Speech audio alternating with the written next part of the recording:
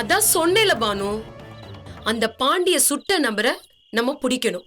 அவன் கிடைச்சாதான் இந்த பிரச்சனை தீரும். ஆமா, இல்லைன்னா ரொம்ப கஷ்டம் பானு. டெக்னாலஜி மாமா. இப்ப இருக்கிற அட்வான்ஸ் டெக்னாலஜில யாரு வேணாலும் யாருக்கிட்ட வேணாலும் ஃப்ரெண்ட் ஆகலாம். ஒரு பிசினஸ் மேன் ஒரு சாதாரண ஆளுகிட்ட ஃப்ரெண்ட் ஆகலாம். சினிமா ஆக்ட்ரஸ் ஃப்ரெண்ட் ஆகலாம். அவ்வளவு ஏன் மாமா, Facebookல பில் கேட்ஸ் என் ஃப்ரெண்ட் தான் மாமா. அந்த தாடிக்காரன் திருட்டு பையனை கல்யாணம் பண்ணிட்டு அவன் சொல்றபடியெல்லாம் ஆடின்னு கிடக்குறான். ஐயோ, என்னைக்கு அவன் ஜெயிலுக்கு போறான்னே தெரியலையே. என்னைக்கு அவ கண்ணை கசக்கிக்கிட்டு இந்த வீட்டுக்கு வர போறாளோ ஒன்னும் புரியலையே.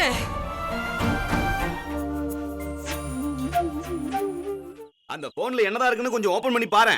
அப்படிங்கிற? ஆமாண்ணே.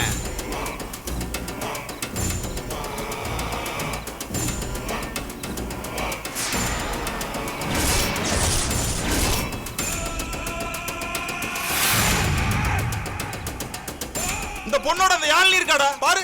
எங்க?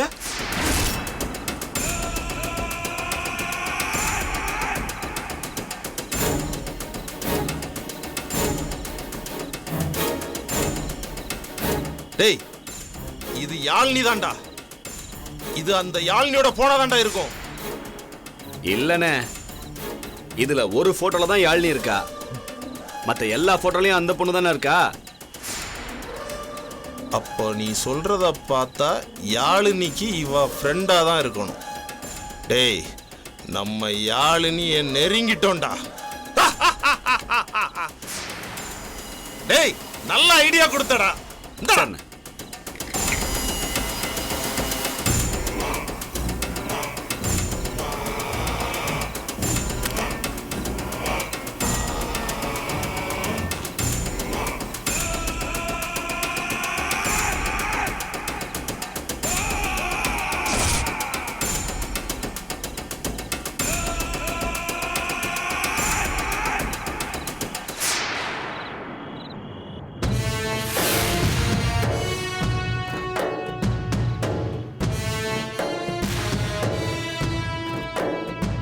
இப்ப என்ன மேடம் பண்றது?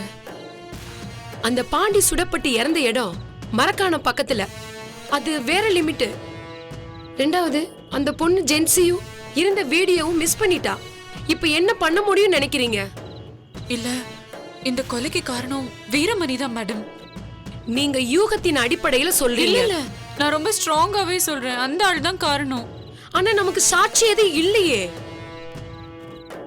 அந்த ஜென்சி சொன்னதை வச்சு பாக்கும்போது அந்த வீடியோல பாண்டி வீரமணிய பத்தி எதுவுமே சொல்லலையா. அந்த வீடியோவும் நம்ம கையில இல்ல. எந்த அடிப்படையில வச்சு வீரமணிய விசாரிக்கிறது பானு? இப்ப வேற என்னதான் மேடம் பண்றது? யார் பாண்டிய சுட்டாங்களோ அந்த நபரை முதல்ல நம்ம புடிச்சாகணும். அந்த நபரை புடிச்சாதான் இந்த கேஸுக்கு ஒரு வழி பிறக்கும். நான் மரக்கான எஸ்ஐ கிட்ட பேசியிருக்கேன். ஆனா இதுவரைக்கும் எந்த துப்பும் கிடைக்கலன்னு சொல்லியிருக்காரு. ஏதாவது ஒரு ரூட்டு கிடைச்சால் ஒழிய நம்ம மூவ் பண்ணவே முடியாது பானு. ஆனா இப்ப உள்ள சூழ்நிலையில வீரமணிக்கு எதிரா ஒரு ஸ்டெப் கூட நம்மளால எடுத்து வைக்கவே முடியாது. பத்தாததுக்கு அவ எடுத்த வீடியோவும் அந்த பொண்ணு மிஸ் பண்ணிருக்கா. கவனமா இருக்க வேணாமா பானு? மேடம், இதுக்கு வேற வழியே இல்லையா? அதான் சொன்னேல பானு, அந்த பாண்டிய சுட்ட நபரை நம்ம பிடிக்கணும். அவன் கிடைச்சாதான் இந்த பிரச்சனை தீரும். ஆமா, இல்லைன்னா ரொம்ப கஷ்டம் பானு. இல்ல மேடம், இதை நான் விடுறதா இல்ல. எப்படியாவது ஒரு வழி கண்டுபிடிச்சு இந்த பிரச்சனையை தீர்த்தே ஆகணும் மேடம். குட். உங்களால முடிஞ்ச அளவுக்கு நீங்க முயற்சி பண்ணுங்க. என்னால முடிஞ்ச அளவுக்கு நானும் முயற்சி பண்றேன். நல்லது நடக்கும் நம்புவோம் பானு. ஓகே? சரி மேடம். ஓகே, நான் வரேன் பானு. பாய்.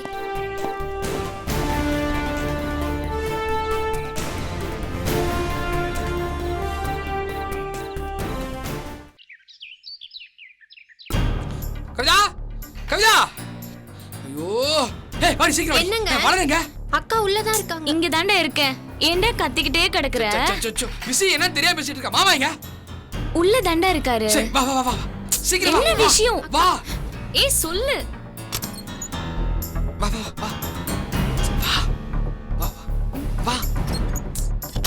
என்னாக போதும்? மாமா ம் உங்ககிட்ட ஒரு முக்கியமான விஷயம் பேசணும் மாமா. அது ஃப்ரெண்டு ஒருத்தர் அமெரிக்கால இருந்து வந்திருக்காரு. பெரிய பிசினஸ் மேக்னெட். எனக்கு ஃபேஸ்புக்ல தான் ஃப்ரெண்ட் ஆனாரு. அவர் இப்போ இங்க வந்திருக்காரு. மாமா அவர் நம்ம ஊர் பட்டு மேல அவ்வளவு இன்ட்ரெஸ்ட் மாமா. சரி. காஞ்சிபுரம் பட்டுன்னா அவருக்கு ரொம்ப பிடிக்குமா. அவரு இப்ப பட்டு பிசினஸ் பண்றதுக்கு பெரிய அமௌண்ட் இன்வெஸ்ட் பண்றதுக்கு ரெடியா இருக்காரு. மாமா நம்ம கைரேசல் சில்க்ஸ் பேர்ல ஒரு பிரான்சிஸ் மாதிரி ஓபன் பண்ணா பெரிய லெவல்ல பிசினஸ் பண்ணலாம். மாமா நமக்கும் நல்ல டெவலப்மெண்டா இருக்குமாமா. ஏண்டா இவ்வளோ காசு வச்சிருக்கிறவங்க அவங்களே புதுசா ஒரு கடையை திறக்க வேண்டியதானே? ஐயோ மாமா அவருக்கு அமெரிக்காவில் ஏகப்பட்ட பிசினஸ் இருக்கு. அவர் இன்வெஸ்ட்மெண்ட் மட்டும் தான் பண்ணுவேன், மற்றதெல்லாம் நீங்களே பார்த்துக்கன்னு சொல்லிட்டாரு மாமா. மாமா நம்ம ரெடின்னு சொல்லிட்டா மட்டும் போதும் மாமா. அவர் நம்மளோட ஜாயின் பண்ணி பிசினஸ் பண்ணுவாரு. மாமா ஆரம்பத்தில் அவங்க கடையை விசிட் பண்ணுவாங்க. நம்ம பக்காவா கடையை ரெடி பண்ணி அவங்கள இம்ப்ரெஸ் பண்ணா போதும். அவங்க இன்வெஸ்ட் பண்ணிட்டு போயிட்டே இருப்பாங்க. நான் அவர்கிட்ட உங்களை பத்தி சொன்ன மாமா. அவரு விசாரிச்சிருக்காரு. அவரு ரெடி. நீங்க என்ன சொல்றீங்க? எங்க அவன் நல்ல ஐடியா தானே சொல்றான். நீங்க ஏங்க இப்ப பாரு அவனை கிண்டல் பண்றீங்க? இது பாரு, அவன் சொல்றது எதுவுமே எனக்கு பிடிபடல. இப்படிதான் அமெரிக்கா பிசினஸ் ஒருத்தன் நம்பி 50 லட்சம் ரூபாய் கடன்ல இருக்கான். ஐயோ மாமா அதெல்லாம் சுத்த டுபாக்கூர் மாமா. அந்த ஏஎஸ் சில்க்ஸ் சுந்தரேசன் நம்பி மோசம் போயிட்டாங்க மாமா. மாமா ஆனா நான் சொல்ற ஆளு அப்படி இல்ல. 100% ஜெனின். மாமா அவர் பட்டு பிசினஸ்க்கு புதுசு மாமா. நம்ம ஊர் சம்பந்தப்பட்ட ட்ரெடிஷனல் பிசினஸ் பண்ணணும்னு சொல்லிட்டு ரொம்ப ஆர்வமா இருக்காங்க. மாமா அவங்க லெவலே வேற மாமா. அமெரிக்காவில் நியூயார்க்லயும் புளோரிடாவிலையும் ரெஸ்டாரண்ட் வச்சிருக்காங்க மாமா. அது மட்டும் இல்லாம நிறைய பிசினஸ்க்கு இன்வெஸ்ட் பண்ணிருக்காங்க மாமா. காஞ்சிபுரம் பட்டு மேல இன்வெஸ்ட் பண்ணணும்னு ஆசை வைக்கிறாங்க மாமா.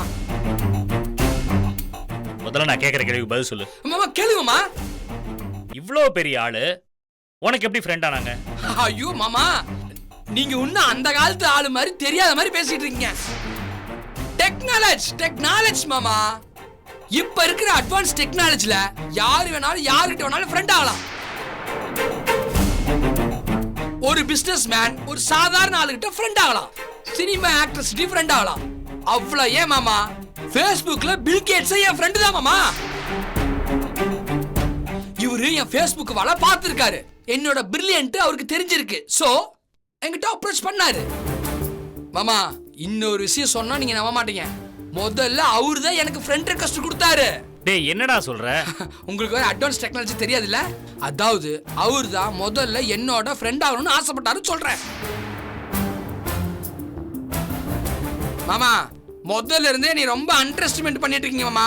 அதனாலதான் நான் எது சொன்னாலும் உங்களுக்கு தப்பா தெரியுது. சரி இப்போ என்ன பண்ணணும்னு சொல்ற? மாமா நீங்க ஒண்ணு பெருசா செய்ய வேண்டாம் மாமா.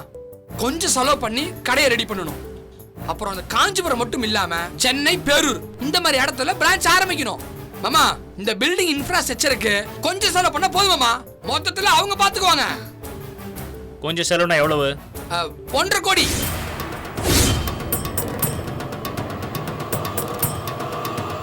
எது 1.5 கோடியா? என்னடா விளையாடுறியா? என்ன இவ்வளவு சாதாரணமா சொல்ற? இப்பெல்லாம் இந்த அமௌண்ட்டுக்கு மதிப்பே கிடையாது தெரியுங்களா? அது சரி, சொந்தமா உழைச்சு சம்பாதிச்சா காசோட அருமை தெரியும். உட்காந்து திக்கிற உனக்கு எங்க தெரிய போகுது? ரெண்டாவது கடையே நமக்கா இல்லையான்னு கூட இன்னும் தெரியலையா? அதுக்குள்ள இந்த மாதிரி வேலையெல்லாம் பார்க்க ஆரம்பிச்சிட்ட நீ? நீங்க சரவணன் நினைச்சு பேசிட்டு இருக்கீங்களா? அதெல்லாம் ஈஸியா டீல் பண்ணிக்கலாம். நீங்க சரின்னு ஒரு வார்த்தை சொல்லுங்க, அந்த பார்ட்டியோட உங்களை மீட் பண்றதுக்கு நான் உடனே அரேஞ்ச் பண்றேன். ஒரு மாசத்துல பக்காவா எல்லாம் முடிச்சிடலாம். அப்புறம் வளரு அப்ப ஊர்ல ஜாதகம் பார்த்தாராமா. புள்ள பிறக்க போற நேரத்துல மாமாவுக்கு விபரீத ராஜயோகம் ஏற்பட வாய்ப்பு இருக்கான். டேய் நீ பேசுறத பார்த்தா எனக்கு ராஜயோகம் வரா மாதிரி தெரியல, விபரீதம் வரா மாதிரி தான் தெரியுது. அட என்ன மாமா நீங்க ரிஸ்க் எடுக்கணும். இந்த 4 மலை வேட்டி கட்டிக்கிட்டு காலமுள்ள வாழலாம் நினைக்கிறீங்களா? மாமா பிறந்துட்டோம், சாக போறோம்னு முடிவாகி போச்சு. அதுக்குள்ள ஏதாவது சாதிக்கணும் மாமா. ரிஸ்க் எடுத்து ஜெயிச்சு காட்டணும். சரிடா, நீ சொல்ற மாதிரி கடையை ரெடி பண்ணணும்னா நிறைய காசு செலவாகுமே, அதுக்கு என்ன பண்றது? அட என்ன வேலை நீ ஒண்ணு. இப்பெல்லாம் 1.5 கோடி ஒரு மேட்டரே இல்ல. பல்கா கடன் வாங்கிக்கலாம். ஏய் என்னது 1.5 கோடியே கடனா வாங்கணுமா? மாமா இதுக்கு மேல உங்க இஷ்டம் மாமா. 25 வருஷம் உழைச்சிட்டேன். இந்த படிப்படியா வாழ்க்கையில முன்னேறன்னு பேசுறதெல்லாம் அந்த காலம். இப்பெல்லாம் அப்படி கிடையாது. அவன் வரான், 2 நாள்ல ஆக்டர் விளம்பரத்தை கொடுக்குறானுங்க, மக்கள் அவனை ஏத்துக்கிட்டு அப்படியே பெரிய ஆள் ஆக்கிறானுங்க. ஃபாஸ்ட் லைஃப் மாமா. நம்மளும் அந்த அளவுக்கு ஸ்பீடா இருக்கணும். எனக்கு அந்த அளவுக்கு ஸ்பீட் எல்லாம் வேணாம்ப்பா, நான் மெதுவாக போய்க்கிறேன். அப்படிங்களா? அப்போ உங்க இஷ்டம். என்னால அமெரிக்க பார்ட்டிய காஞ்சிபுரத்துல வேற ஆள்கிட்ட கோத்துட முடியும். அதுக்கும் எனக்கு கமிஷன் பெருசா கிடைக்கும். அப்படி இல்லைனாலும் அவங்களோட ஒர்க்கிங் பார்ட்னரா ஜாயின் பண்ண முடியும். உங்களுக்கு ஏதாவது நல்லா நடக்கணும் தானே இவ்வளவுதான் நான் சொல்றேன். ஆனா கண்டுக்கவே மாட்டேங்கிறீங்க. டேய், நீ இது வரைக்கும் பண்ண நல்லதெல்லாம் போதும்பா. இதுக்கு மேல நீ எதுவும் பண்ண வேணா, கிளம்பு. சுரேஷ், கவிதா 2 பேரும் கொஞ்சம் வெளியே இருங்க. சரிக்கா. போ.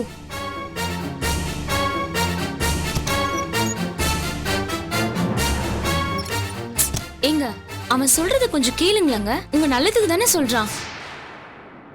நம்ம எதையாவது செஞ்சு இவங்க முன்னாடி எல்லாம் நம்ம சாதிச்சு காட்டணுங்க. அன்னைக்கு அந்த வைஜெயந்தி என்னென்ன பேசுச்சு, எனக்கு சொத்து இருக்கு பணம் இருக்கு அப்படி இப்படின்னு எப்படி பந்தாவா பேசினா, அவ முன்னாடி நம்ம வசதியா வாழ்ந்து காட்டணுங்க. புரியாம பேசாத வளர். இவன் சொல்றதெல்லாம் ஒன்னும் வேலைக்கு ஆகாது. ஆகுங்க. சுரேஷ் சொன்ன மாதிரி நீங்க ஏன் இன்னும் அந்த காலத்து ஆள் மாதிரியே இருக்கீங்க? உங்களுக்கு இப்ப இருக்க யதார்த்தம் ஏன் புரிய மாட்டேங்குது? நல்லா யோசிச்சு ஒரு முடிவெடுங்க. அவ்வளவுதான் நான் சொல்வேன். நல்லா யோசிங்க.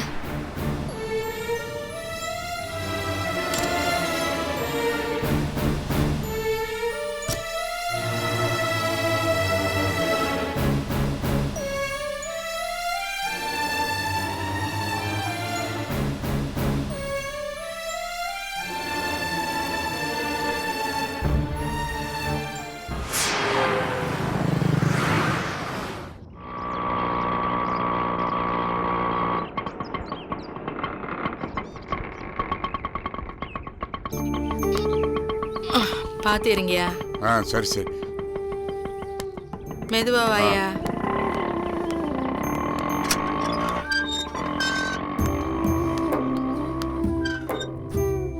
வாங்கப்பா, உட்காருங்க. வாங்க உட்காருங்க. சரிம்மா, நீ உட்காருமா. எப்படிப்பா இருக்கீங்க? நல்லா இருக்கீங்களா? நல்லா இருக்கம்மா. நீ எப்படிம்மா இருக்க? நல்லா இருக்கேன்ப்பா.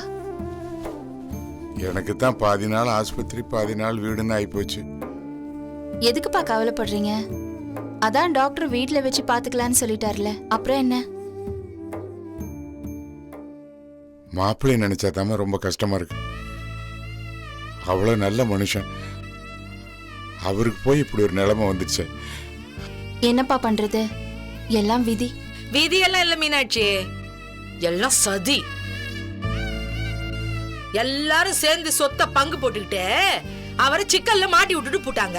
இதுக்கு பேர் விதியா? அம்மா, யார சொல்லி என்னம்மா பிரயோஜனம்? அப்பா, ஒரு பிரச்சனையும் இல்ல. அவர் சீக்கிரமா வெளியில வந்துருவாரு. அவர் எப்போ வெளியில வந்திருப்பாரு? அந்த கொடங்காரி பானுமதி தான் மாப்பிள்ளைய வெளியே வர முடியாம பண்ணிட்டா. இவளையும் ஏமாத்தி வேணும்னு லேட் பண்ணிட்டாயா? ஏமா, வேற வக்கீலுக்கு ஏற்பாடு பண்ணியா இல்லையா? பாத்துட்டு தாமா இருக்கேன்.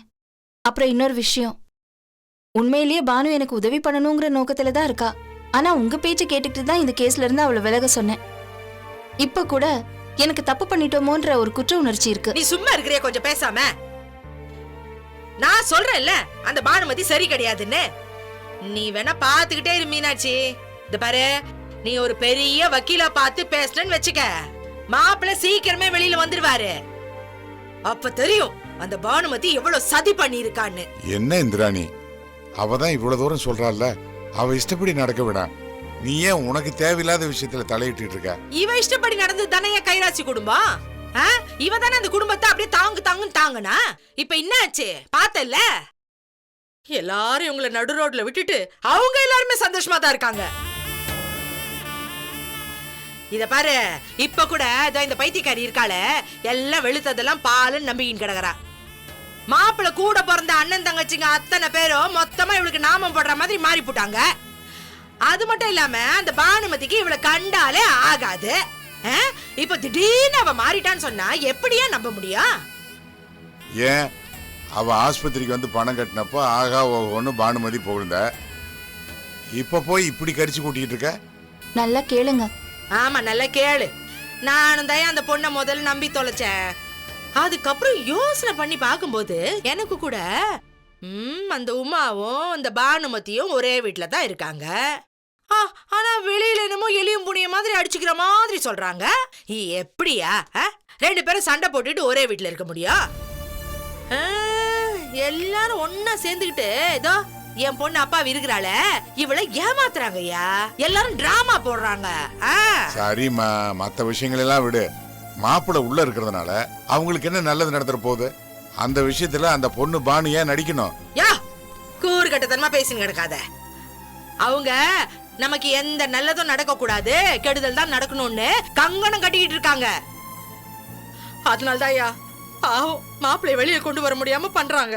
அம்மா ப்ளீஸ் போதும், இதுக்கு மேல இத பத்தி நீ பேச வேண்டாம். அப்பா வந்திருக்காரு, அவரை நல்லபடியா கவனிச்சுக்கிட்டா போதும். ஆமா, நான் எல்லாரையும் நல்லா பாத்துக்கணும். ஆனா என்ன பாத்துக்கிறதுக்கு தான் எந்த நாதியும் கிடையாது. ஏம்மா இப்படி பேசுறீங்க? உங்களுக்கு என்னம்மா பிரச்சனை? நான் சொல்ற எதையுமே நீ காதுல வாங்க மாட்டேங்கிறிய. அன்னைக்கு அப்படிதான் குலதெய்வம் கோயிலுக்கு போவானான்னு தலைப்பாடம் அடிச்சுக்கிட்டேன். நீ கேட்டியா? அவங்க எல்லாரும் நல்லா இருக்கணுங்கிறதுக்காக முன்னாடி போய் நின்ன. என்னாச்சு? போயிட்டு வந்ததுக்கு அப்புறம் அண்ணன் தம்பி எல்லாரும் ஒன்னா சேர்ந்துக்கிட்டாங்க. ஆனா எல்லா நல்லது நடக்கிறதுக்கும் காரணமா இருந்தவ நீயே. ஆனா உன்னை பத்தியும் உன் புருஷனை பத்தியும் கவலைப்படுறதுக்கு யாருமே இல்லையே. இந்த பாருமா, இதுக்கு எல்லாத்துக்குமே நீ இப்படி இழிச்சவாய்த்தனமா இருக்கிறது தான்மா காரணமே. நான் சொல்ற மாதிரி நீ கேட்டேன்னு வச்சுக்கியே, இந்த நிலைமையெல்லாம் வருமா சொல்லு. என்னமோ என் பொண்ணுங்க தான் எல்லா இடத்துலயும் கஷ்டப்பட்டுட்டு இருக்குதுங்க. மத்தவங்க எல்லாம் நல்ல சந்தோஷமா தான் இருக்காங்க. இவ்ளோ ஏமா சித்ராவ நல்லபடியா தானே கல்யாணம் பண்ணி கொடுத்தோம். அந்த பொண்ணு கண்ணை கசக்கிட்டு வந்துல இப்ப இங்க நிக்கிறா. சித்ராவுக்கு என்னாச்சு? ஏன் அவளை பத்தி யாருமே என்கிட்ட எதுவுமே சொல்லவே இல்லை? சொல்லிருந்த மட்டும் என்ன செஞ்சு நீ கீழ்ச்சிருப்ப? ஓ நிலைமையே இங்க ஊசல் ஆடின்னு கிடக்குது. இதுல சித்ராவோட பிரச்சனை நீ தீர்த்து வச்சிடுவியா? சரி விடுமா, என்னதான் பிரச்சனை அதை சொல்லு. என்ன பிரச்சனையா? மீசகாரன் இருக்கானே வீரமணி, அவன் சங்க தேர்தல்ல நிக்கிறான். அவனை எதிர்த்து மீனாட்சி நிக்க கூடாதான். அப்படி நின்னாள்னா நம்ம பொண்ணு சித்ரா அங்க வாழ்ந்து கிடக்குறாள்ல, அவளை வாழா வெட்டி ஆகிடுவேன்னு நம்ம மாப்பிள்ள ஒருத்தன் இருக்கான்ல, அவன் இங்க கொண்டு வந்து அவளை விட்டுட்டு போட்டான் படுபாவி. இப்ப சித்ரா இங்க தானே இருக்கிறா. இவ கூட நான் அந்த சங்க தேர்தல் எல்லாம் நிக்கலாமான்னு சொன்னா. ஐய நீ எதுக்குமா பயப்படுற? தைரியமா நில்லுன்னு நான் தான் சொன்னேன். இப்ப என்ன சித்ரா அந்த வீட்டுல அப்படியே மகாராணி மாதிரியே வாழ்ந்துன்னு கிடந்தா? ஐயோ நல்லா வாழ்ந்துகிட்டு இருந்த பொண்ணு இப்ப கெட்டு போயிடுச்சேன்னு கவலைப்படுறதுக்கு பாவிய நம்ம பொண்ணு சித்ரா தினம் அந்த வீட்டுல சித்ராவதை தானே அனுபவிச்சு கிடந்தா. அங்க இருக்கிறத விட பேசாம நம்ம பொண்ணு இங்கே இருந்துட்டு போட்டும் போன்னு விட்டுட்டேன் நானும். என் நிலைமைய பாரு, பொண்ணுங்களை பெத்துட்டு இப்படி புலமீன் கிடக்குற. ஒரு பொண்ணு என் கூட வந்து ஒட்டின்னு கிடக்குறா. இன்னொரு பொண்ணு அந்த தாடிக்காரன் திருட்டு பையனை கல்யாணம் பண்ணிட்டு அவன் சொல்றபடியெல்லாம் ஆடின்னு கிடக்குறா. ஐயோ என்னைக்கு அவன் ஜெயிலுக்கு போறான்னே தெரியலையே.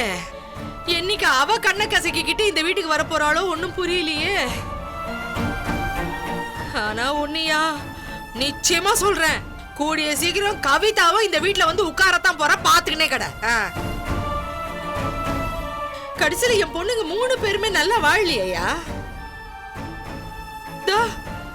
இவ எவ்வளவு எடுத்து சொன்னாலும் கேட்கவே மாட்டேங்கிறாளே. மாப்பிள்ள தொழில் ஆரம்பிக்கிறதுக்கு உன் அப்பா கொடுத்த சொத்து இருக்குமா, அதை வித்துடுன்னு இவகிட்ட சொல்லி சொல்லி சொல்லி நான் ஓஞ்சு போயிட்டேயா. இவ என்னடானா எனக்கு வேணாமா என் 2 தங்கச்சிங்களுக்கும் கொடுத்துடுன்னு சொல்றா. நான் என்ன பண்ணுவேன்? ஏமா உனக்குன்னு அந்த சொத்தை எடுத்துக்கிட்டா என்னம்மா? ஏன் உன் தங்கச்சிங்க 2 பேரும் வந்து எங்களுக்கு கொடுக்காம எடுத்துக்கிட்டேன்னு கேட்க போறாளுங்களா? அப்படியே அவளுங்க கேட்டுட்டாளுங்களா நான் சும்மா விட்டுருவேனா? ஏமா நீ இவ்ளோ பிடிவாதமா இருக்கிற? அம்மா அவங்க கேக்குறாங்க கேக்கல, இப்ப அது விஷயம் கிடையாது. ஆனா அப்பா சொத்துல அவங்களுக்கும் உரிமை இருக்குமா, நியாயமா அவங்களுக்கு போய் சேரணும். என் 2 தங்கச்சிங்களுக்கு அதை பிரிச்சு கொடுக்கற வரைக்கும் அதுல இருந்து நான் ஒரு 10 பைசா கூட எடுக்க மாட்டேன். இந்த வீராப்புதாமா உன்னையும் புருஷனையும் நடுத்தருக்கு கொண்டு வந்து விட்டுருக்குது. இந்த பாரு ஒன்னு சொல்ற நல்லா கேட்டுக்க, இருக்கிறப்பவே நல்லா வாழ்ந்து அனுபவிச்சிடணும். எனக்கு எதுக்குன்னு கேட்டுருந்தா இது ஏமாளித்தனம்மா. கடைசி வரைக்கும் இருக்க போறோம்னு நினைச்சு எந்த முடிவும் எடுத்துடக்கூடாது. அப்படி யோசிச்சதுனாலதான் நான் இந்த நிலைமையில உட்கார்ந்து கிடக்குறேன். இன்னும் கொஞ்ச நாள்ல நீ நினைக்கிற மாதிரி எல்லாம் அவங்க மாறிடுவாங்கன்னு நினைச்சுன்னு கிடக்குறியா? சத்தியமா மாற மாட்டாங்க. எல்லாம் அவங்க குணத்துக்கு தகுந்த மாதிரி தான் இருப்பாங்க. பாத்துக்கிட்டே இரு. நீதான் புத்திசாலித்தனமா நடந்துக்கணும், அவ்வளவுதான் நான் சொல்லுவேன். என்னமோ நான் தான் பைத்தியக்காரித்தனமா உளறிக்கிட்டே இருக்கிறேன். இது அவ மண்டல ஏறிச்சா இல்லையான்னு கூட எனக்கு தெரியல. அந்த கடவுள் தான் இவளை நல்லபடியா காப்பாத்தணும்.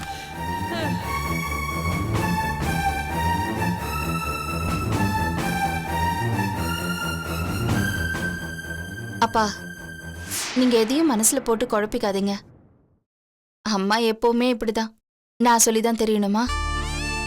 இத பாருங்க, எதை பத்தியும் யோசிக்காம உங்க உடம்ப பாத்துக்கோங்க, அதுதான் முக்கியம். சரி இருங்க, நான் காஃபி போட்டு எடுத்துட்டு வரேன். சரிம்மா. என் பொண்ணுங்க வாழ்க்கை இப்படியே தான் இருக்குமா? நிச்சயம் ஒரு நாள் அவங்களுக்கு நல்லது நடக்கும்.